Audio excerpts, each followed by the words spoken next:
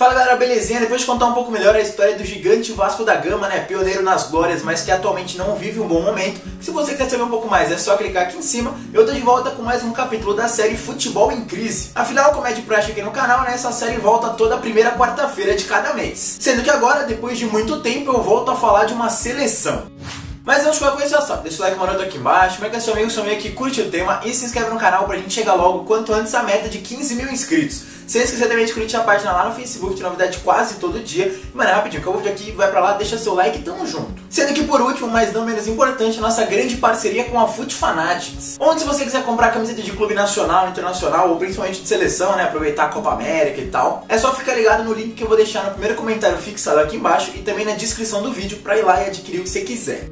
Bom, hoje é dia de falar sobre a grande seleção do Uruguai, a famosa Celeste, que fez história lá no começo do futebol, sendo ao lado da Argentina a primeira seleção a jogar uma partida oficial fora das Ilhas Britânicas, conquistando também taças importantes nos Jogos Olímpicos e na Copa do Mundo, mas que atualmente não vive uma boa fase no quesito títulos, levantando apenas duas taças, uma da Copa América e outra do Pan-Americano, nos últimos 24 anos. Pelo menos tá melhor que a Argentina, né, que por sinal já foi tema aqui da série também. Bom, mas é sobre tudo isso que eu vou falar a partir de agora. Ficou curioso? Então confere aí.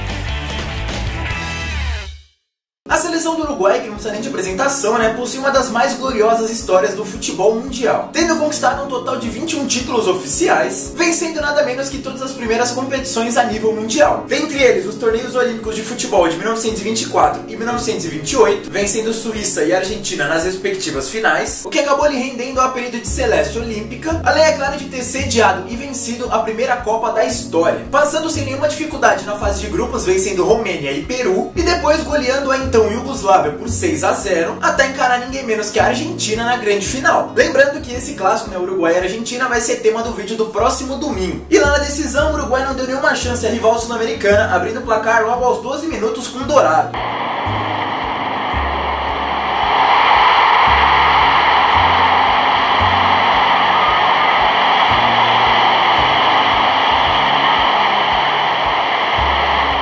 Mas depois sofrendo a virada com Pelcheli e Stabile, ainda na primeira etapa. Só que na volta para o segundo tempo só deu Celeste, que com gols de Sea, Iriarte e Castro, venceu por 4-2 e ficou com a taça.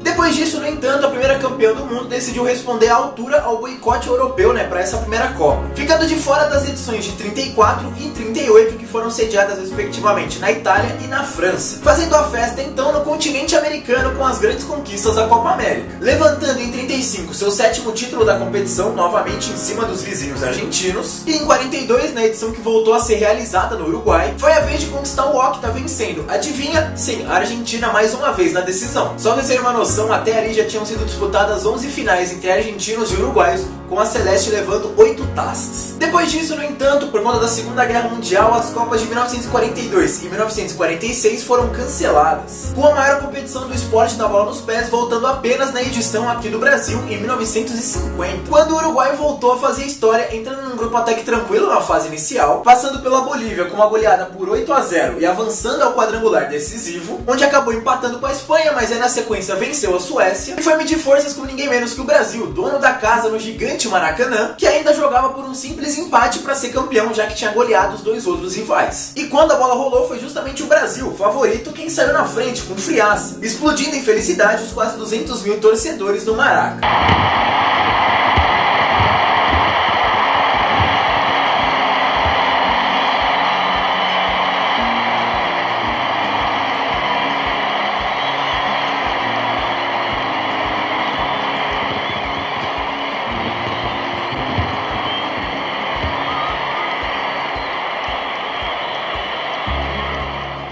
Mas na etapa final, o Uruguai cresceu e empatou com o Schiaffino aos 21 minutos e depois, a apenas 10 do fim, virou com o histórico gol de Didia.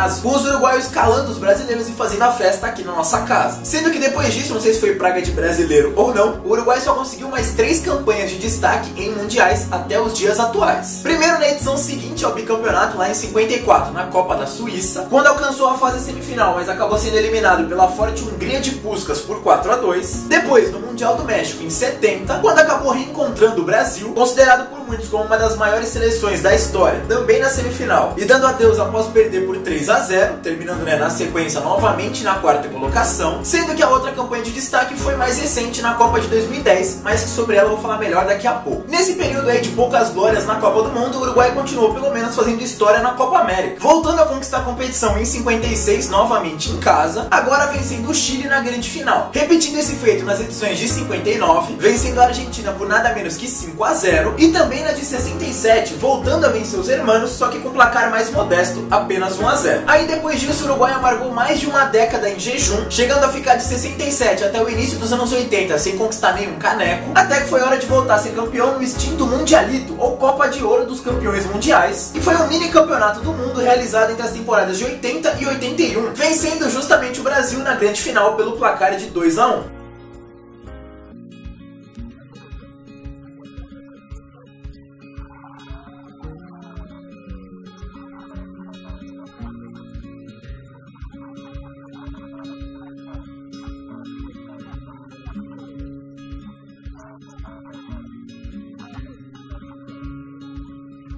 Voltando assim à rotina de títulos, já que logo 3 anos depois a Celeste voltou a comemorar uma conquista de Copa América, novamente sobre o Brasil, agora vencendo o duelo de ida por 2-0, com gols do ídolo argentino Francescoli, além de Vitor Diogo, e empatando a volta no Brasil por 1-1, com gols de Jorginho e Aguilera. Aí, falta de Diogo!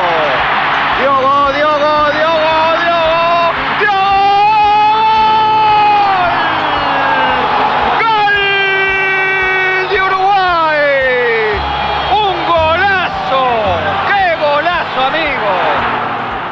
Sendo que menos de 4 anos depois, na edição de 1987, que foi sediada na Argentina, o Uruguai levou o bicampeonato consecutivo da competição, o seu 13º título na história do torneio. Agora sobre a seleção do Chile, vencendo pelo placar mínimo 1-0, com um gol histórico de Bengoechea. El rebote, Perdomo, Perdomo, el arquero, el remate, gol, gol, Perdomo, gol do Uruguai, Uruguai 1. Perdendo depois da edição de 89 para o Brasil e vendo a Argentina retomar o posto de maior campeã da Copa América, vencendo as edições de 91 e 93. Com o Uruguai voltando a triunfar somente em 95, após uma longa fase classificatória, vencendo mais uma vez o Brasil na grande final. Agora depois de empatar em 1-1 no tempo normal, com gols de Bengoechea e Túlio Maravilha, com o artilheiro botafoguense desperdiçando a cobrança na disputa de pênaltis. O pesadelo do Brasil, Túlio, a arma de Zagallo, decepciona e faz uma péssima cobrança.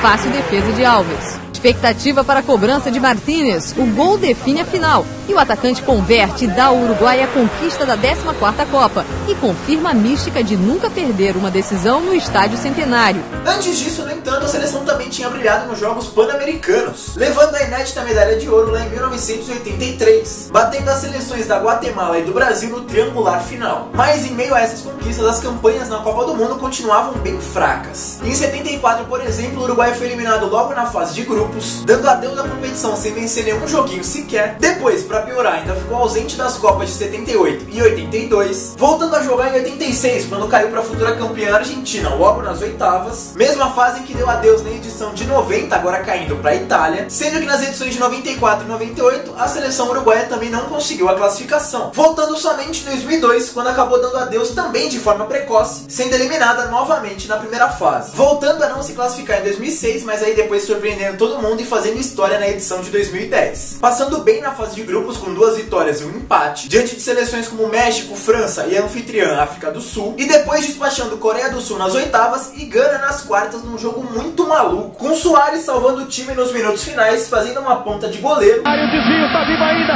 Muslera passou, olha o gol, em cima da linha, salva, foi pênalti, tirou com a mão o uruguaio, eliminado num pênalti sem a cobrança de pênaltis, na trave pra fora, Mas contando com boa sorte na disputa de pênaltis. Na bola de cavadinha! Gol!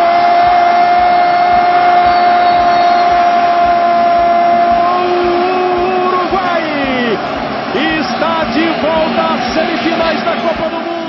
Atingindo pela terceira vez desde o bicampeonato mundial a fase semifinal, mas assim como nas outras duas ocasiões, acabou sendo eliminado agora num jogão para a Holanda, perdendo por 3-2 e ficando depois com a quarta colocação mais uma vez, mantendo a boa fase logo na temporada seguinte, onde faturou o bronze do Pan-Americano e encerrou o longo jejum de 16 temporadas na Copa América, que foi novamente disputada na Argentina. Aqui vai uma pequena curiosidade aí, sobre esse duelo particular de Uruguai e Argentina, que vocês vão ficar sabendo melhor no próximo domingo. É que, mano, sempre que uma Copa América foi disputada em solo argentino, ou os anfitriões foram campeões, ou os uruguaios. Nenhuma outra seleção conseguiu estragar a festa deles. E aí, como eu disse, em 2011 não foi diferente, com o Uruguai eliminando os hermanos nas quartas de final e sendo campeão sobre o Paraguai. E se você quiser saber um pouco mais sobre esse jogo, a trajetória do Uruguai nessa competição de 2011, é só clicar no card aqui em cima, que já foi tema de um TBT bem recente aqui no canal. Bom, e a temporada de 2011 ainda guardou mais uma boa coisa pro Uruguai, e foi o vice-campeonato sul-americano de futebol sub-20, a seleção celeste, que fez com que o país voltasse a se classificar para uma disputa de Jogos Olímpicos em 2012, sendo essa a primeira participação desde o título de 1928. Só que a festa parou por aí. Na competição em si, o Uruguai não foi nada bem, caiu logo na primeira fase e atualmente vive um pequeno jejum de títulos, tanto na base quanto no profissional. Mas ó, pra não dizer que só aconteceu coisa ruim depois de 2011, 4 anos mais tarde o Uruguai até voltaria a faturar uma medalha de ouro no PAN, passando por Brasil e México no mata-mata. Mas como eu disse, depois disso foi difícil achar motivos pra sorrir, já que acabou não indo tão longe assim nas Copas de 2014, caindo nas oitavas para a Colômbia, e na de 2018, caindo nas quartas para a França, nem na Copa América, caindo também nas quartas agora para o Chile em 2015, e depois em 2016 ainda na fase de grupos, atrás de Venezuela e México. Será que agora, enfim, chegou a hora da seleção celeste acabar com esse jejum? Lembrando que eu tô gravando esse vídeo antes da competição começar, né, porque eu vou trabalhar na seleção do Uruguai e tal, quem já assistiu o vídeo aqui no canal já sabe. Então eu não sei se o Uruguai ainda tá vivo na competição, né, se vai disputar a final, a terceiro e quarto no final de semana e tal. Eu espero que sim, afinal eu tô trabalhando lá, né? Mas enfim, deixe sua resposta aqui nos comentários. Bom, galera, por hoje é isso, espero que vocês tenham gostado. Mano, eu tô suando aqui uma maratona de 13 vídeos que eu tive que gravar pra deixar tudo organizadinho pra vocês. Então, né, deixa a sugestão de tema aqui nos comentários, fala se você curtiu ou não, deixa seu like também e tal. E comente pra ti aqui no final, vou deixar a playlist do Futebol em Crise pra você ver todos os vídeos que eu já fiz, contando aí dos grandes times. Também tem time pequeno nessa história aí, que teve grandes momentos na história do nosso futebol e agora não vive momentos tão bons assim. Então eu repetindo um monte de palavras, então é melhor encerrar logo. Tamo junto, se inscreve no canal e é nóis.